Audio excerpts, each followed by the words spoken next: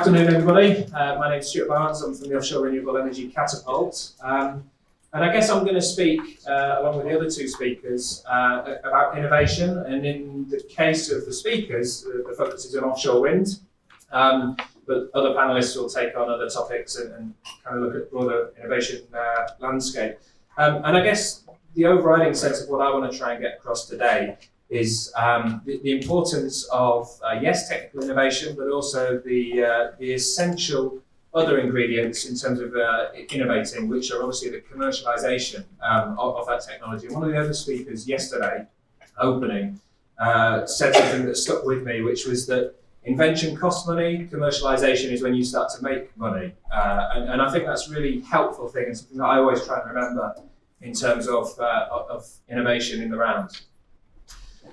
So the Offshore Renewable Energy Catapult, hands up those who are familiar with us as an organisation.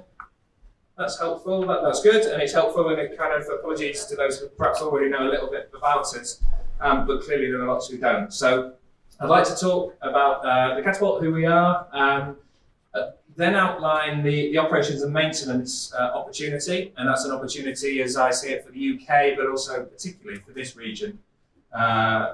For reasons I'll go on to explain. And then I'll tell you a little bit about the plans we have for an innovation centre based in Grimsby. So for those who don't know, the Catapult Network is something which is sponsored by Innovate UK, and its core focus really is on supporting UK supply chain and innovation agents, I would say, so that includes academia, SMEs, to rapidly expedite the process of innovating and providing products and services into not just UK but global markets. The Offshore Renewable Energy Catapult has a HQ in Glasgow. It has a large testing and validation centre in a place called Blythe, just up the coast from Newcastle. And we're increasingly focusing on the other significant offshore renewables clusters elsewhere in the UK, including here in the Humber, where we've got a growing team. We're up to seven full-time employees in this region, but with big and ambitious plans for growth. One of the key determining factors of kind of catapults generally, and the Offshore Renewable Energy Catapult is no different, is the importance and the incumbents placed on us by Innovate UK to work with industry. That's achieved in a number of ways, not least the fact that we're required to attract a certain proportion of our overall revenues from industry directly. And I think that's a really positive thing, because rather than just being 100% grant maintained, it ensures that we're having to focus on the needs of industry, which in turn means we're best serving the SMEs, the innovators, and the academics, because rather than kind of going off and supporting them to chase down rabbit holes that are going to lead nowhere, we're actually, it's essential that we develop the innovations which are meeting industry need. So we do that in a number of ways. We're members of the Offshore Wind Industry Council. We run something called the Technical Advisory Group for the UK's innovation roadmaps, and numerous others. But as I say, key message, we work very much with industry. We operate, as you can see at the bottom of the screen there, around $250 million of test and demonstration assets. So they're largely concentrated in our operations centre in Blythe, and the centre includes a number of assets. So we've got blade test facilities. We're currently testing a 107 metre blade at those facilities. We've got drivetrain and powertrain test rigs, and we're currently testing there with GE, who are going to be speaking today, their 12 megawatt Haliad X prototype machine. Well, I say we're currently, very, very shortly will be. I think it's due to sales Saturday, I think you were saying, weren't you, Anthony? So really exciting times, and as I say, working very much at the forefront of testing and validation of next generation wind turbine infrastructure, and that brings with it opportunities then, of course, for us to work along with the OEMs and the developers to ensure opportunities for UK SMEs. We do that in a number of ways. It can begin by helping to identify what the innovation challenges are, right through to commercialization and providing support the whole way through. We have a team of around 200 technical experts. That's a mix of engineers, project managers, commercial and kind of IP insight experts, So we really can provide support for the SME. They don't necessarily have to join at the start of that process and leave us at the end. It might be they just need a particular piece of support with a particular aspect of their innovation journey. And we produce analysis and insights. So we're not a lobbying group, certainly not, but we are involved, unashamedly, in thought leadership. So helping to identify some of the innovation and industry challenges and raising the profile of those challenges to support both government but also industry and the innovation ecosystem to be able to address those challenges. And that includes cost modelling, cost benefit analyses, strategic assessments of capability within the UK sector, so on and so forth. And we also engage with academia extensively. A couple of examples here. Windblade Research Hub with the University of Bristol, Electrical Infrastructure Research Hub with Strathclyde and Manchester, and we also work very, very closely with the University of Hull. We're members of Project ORE, and we're also partners with the university in the Operations and Maintenance Centre of Excellence. And I personally and others in the room have been working for a couple of years with colleagues at Hull to develop and deliver projects in partnership. So the O&M opportunity. Those who are from this region, and I'm sure many who are not from this region, will probably be well aware that from the Humber, there is extensive operations and maintenance of offshore wind farms. I've sat down and crunched the numbers, and I think that by the time we look at Hornsey 1, 2 and 3, plus potentially even some of the Dogger Bank projects, we're probably going to be approaching somewhere in the region of 6 to 8 gigawatts of installed offshore wind being operated and maintained from the Humber, which is absolutely phenomenal. I think across the rest of Europe, currently they don't have that level of installed capacity. So it kind of puts it in perspective, the importance and significance of the Humber. I'm not going to go through all the detail on this, but I guess we're trying to stress the opportunity, not just now, but the growth opportunity. So the figures you see in the big bubbles at the end are the market opportunities in billions. So by 2030, we're looking at something in or around 7 billion of O&M services and products to the market. Many think that figure will be far higher, I would stress. So how does the UK kind of take advantage of that opportunity? Well, I think there's a few things to be probably aware of and mindful of. One is that other countries are very quickly developing their own domestic markets for O&M and capabilities and know-how. We have a huge advantage currently, but the window of kind of advantage and opportunity will not be there forever. So I think our vision and the vision of others I know is to establish the UK as a global leader in kind of next generation O&M, so that we develop the IP in the UK, which will then be successfully utilised here and help drive cost reduction, improve safety, improve productivity, but also critically will provide a huge platform for export to ensure that the UK really realises the advantages that it must. So, one of the advantages, I suppose, with O&M is that unlike perhaps turbine manufacture or blade manufacture, well, turbine actually, I was sort of putting out terms there, we do manufacture blades, but it's very unlikely that there's going to be a UK OEM of wind turbine generators that's going to come onto the market in the foreseeable future. And that's for a whole load of reasons, I won't go into them now. But on the other hand, when you talk about O&M, the relative barriers to entry are much lower. And I think the opportunity therefore is huge. So that's kind of our logic, is we want to provide the export opportunities, we want to grow UK supply chains, we want to take existing expertise and help develop and lock down the IP so that the UK maintains that advantage.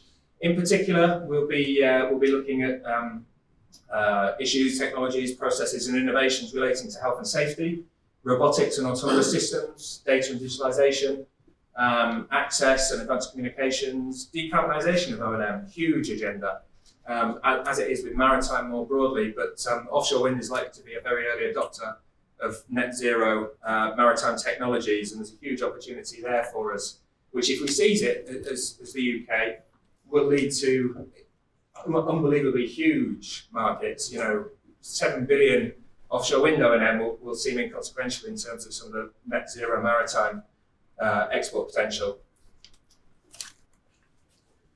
And I guess this is our vision. So some may have picked up yesterday in the press an announcement that the Catapult made, an ambitious vision, and it's going to require lots of work, lots of effort, and lots of partnerships.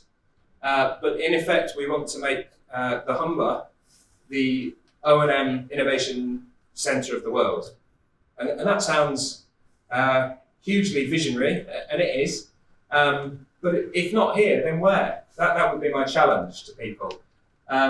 We have, as I say, in terms of installed capacity, a huge head start on almost any other region in the world. And so why not? Seriously, Silicon Valley at some point would have been, I guess in relative terms, where the Humber is now for offshore wind. I think we want to work, of course, with the other clusters in the UK, which is why they're on the map here, and the Catapult already employs people directly in not all, but many of those regions, and we have plans to take people on in those where we don't currently have people. But we will be growing our presence in Grimsby fairly significantly. So we're talking about growing an office of around 70 technical experts over the next 10 years. And that will include as well physical testing and demonstration platforms and assets. So part of the reason we've chosen Grimsby is because of its proximity to industry, and specifically to the O&M industry. So there are currently around 650 people employed in offshore wind in Grimsby. People will know the likes of Ørsted and Energy on the docks, but there are many, many others, and we want to be where industry is so we can provide the opportunities for SMEs. Really quick run through. How long have I? A couple more minutes. Good. Really quick run through then, and as I say at this stage, I will say unashamedly that this is vision, and we have begun engaging with government and with industry, but this is going to take time to develop. Nevertheless, I think there's a real ambition among government, among the LEP, and others who we've discussed it with to make this a reality. So control room simulator. The logic and the idea here is that the technologies which are going to come online in the years to come in terms of optimizing operations and maintenance are going to be in part focused on machine learning, artificial intelligence, cybersecurity, remote operations. And I guess the idea here is that whilst it would be unrealistic to expect Ørsted or Energy to hand over their control room for a day to allow an innovative UK software developer to come in and demonstrate, because of course their control rooms are operational and mission critical, this centre could be utilised for just that. So working with industry again, we could take their data, possibly take it on a 1 week lab maybe, and then invite solution providers to come in and demonstrate their systems in a very realistic environment. We would look to combine that with offshore 5G communication zones. So the example I've given here is off the coast of Belgium and Netherlands. This is live already. They have real-time 5G operational network off the coast. I was there the day they launched it in Belgium, and they were very proud that they had 5G on their wind farms before they had 5G in Brussels. And if I'm honest, it really struck a chord with me, because I kind of thought, well, and I spoke with them about the use case, and they said, well, we're not entirely sure what we're going to get from it yet. They were very honest. They knew some uses, but they also knew that they couldn't afford not to do this because the opportunity was there for extensive learning and to gain advantage over other markets. And they went into it knowing that they wouldn't know all the use cases at the time of delivering it. And that's a tough kind of challenge, really, because typically if you're going for capital investment for things like this, you either need to get industry to pay for it or you need to get government to pay for it.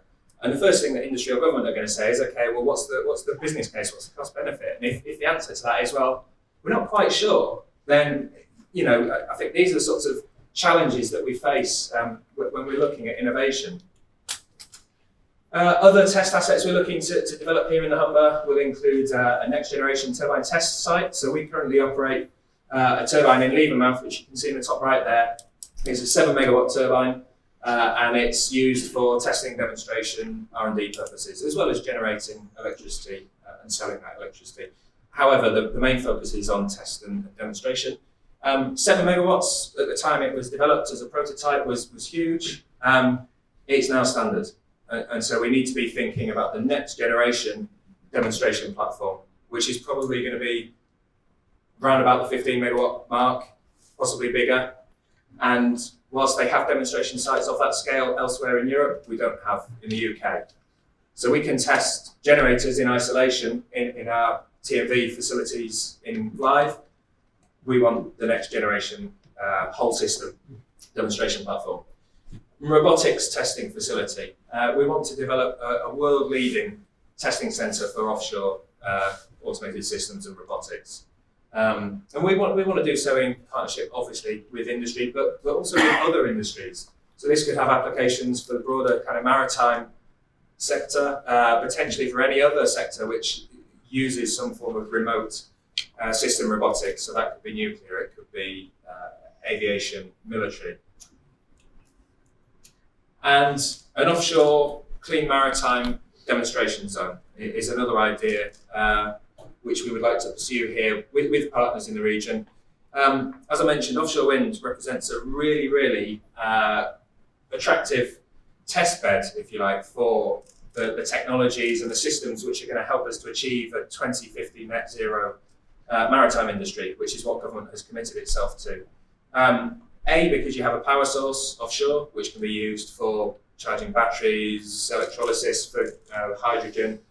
But B, because you have an industry which is already committed to much more ambitious decarbonisation targets. So some of the big turbine operators have already committed themselves to targets to be net zero way ahead of 2050. So if we can do it first with them, with their CTVs and their larger service operation vessels, then it provides a really nice platform for the rest of the maritime industry to learn, and critically for UK innovation to lead the way.